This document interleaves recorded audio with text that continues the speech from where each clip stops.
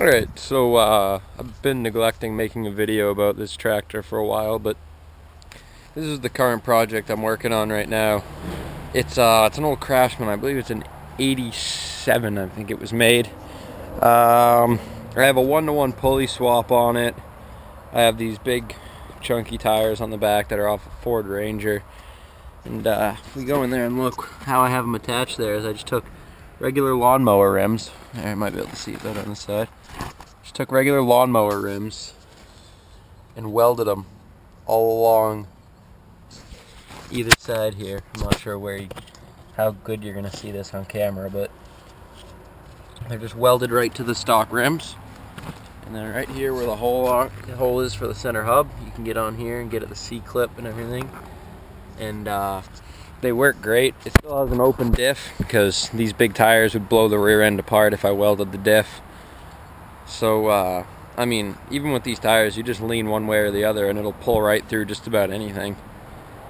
It's got this big car seat on it that doesn't obviously not function. It's just there to be cool. I mean, it's welded onto the stock lawnmower seat bracket, so it tips forward on the factory hinges. The shift lever was messed up on this tractor when I got it, so got a new shift lever just made out of a piece of threaded rod welded onto the stock knob on the transmission. The hood's kind of smashed up here, so it doesn't open and close so well. Originally had a 12 horsepower.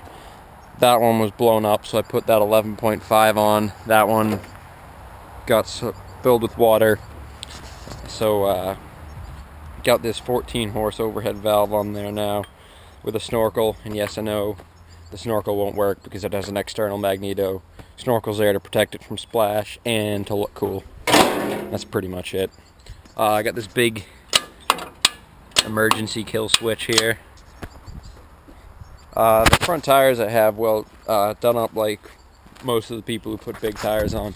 This originally had 15-inch rear tires, and I think there were 6-inch front tires. They were weeny little tires, but I got these 20-inch rear tires off of a Boland's ST120, and that tractor's long gone, but these are originally the rear tires off that. They're 20 inches tall by 8 inches, or yeah, 8 inches and a 10-inch rim. And I just have a bolt welded on to the spindle to extend it with 2 nuts tightened against each other, which is really the only way to go with that, to put the big tires on the back. Just want to show under here what I have for a pulley setup. This is my custom shift linkage here. This is actually a piece off of a Jeep Wrangler's steering stabilizer here. One of the brackets that I have welded onto the little nub with the threaded rod. Welded the shit out of it because I have the worst welder in the world, and I am the worst welder in the world. So I welded the crap out of that. And then I got a little notch here in the pulley to get it past the clutch arm. The arm the clutch swings on, getting away about my bigger pulley. The way I have there, because this is the rear pulley, so it doesn't have a keyway in it. So I just rammed a screw up in there and tightened the crap out of it until the head snapped off. That's how that pulley's held on there. I couldn't get a belt for this tractor anymore. Couldn't find one anywhere. So this is actually the belt off the tractor these wheels came off of. Boland's ST120, but it was way too long.